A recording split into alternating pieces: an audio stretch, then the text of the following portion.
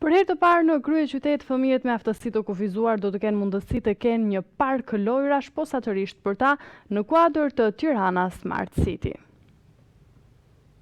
Për herë të parë në kryeqytet, fëmijët me aftësi të kufizuar do të kenë mundësi të kenë një park lojrash posaçërisht për ta në kuadër të Tirana Smart City. Kryetari i Bashkisë së Tiranës Erion Veliaj në një konferencë të përbashkët Tirana Smart City, si dhe me drejtoreshën rajonale për Europën ka theksuar sot se qytetarëve do t'ju ofrohen shërbime cilësore.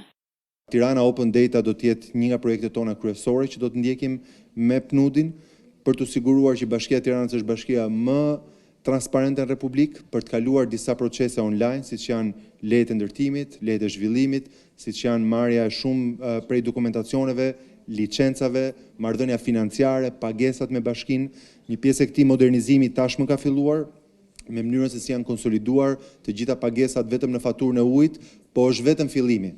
Dhe besoj që do të sjellë të mira koncepti i Tiranës hapur nga ana e informacionit dhe për të vendosur çdo informacion të bashkisë online, spari për qytetarë dhe për të pasur një sistem të shëndetshëm transparence. Ne kemi filluar gjithashtu disa projekte prapë në këtë fushë. Tirana ime, një aplikacion që shpresoj shumica për ju që keni në aparatin tuaj, është një mënyrë praktike se si secili mund të bëhet kryetar bashkie. Ne çdo ditë zgjidhim dhjetra, disa ditë qindra problematika të vogla, nga një pulset e prishur, ke një dritë e djegur, ke një pemë e thyer. Mëteja i shtoi se Smart City ishte një fillim i mirë. Besoj se do të sjellë mjaft të mira koncepti një Tiranë e hapur në informacion për të siguruar shërbime cilësore në kohë reale. Kemi filluar një projekt të rëndësishëm ku secili mund të bëhet kryetar bashkie duke raportuar problematikat e komunitetit ku jeton.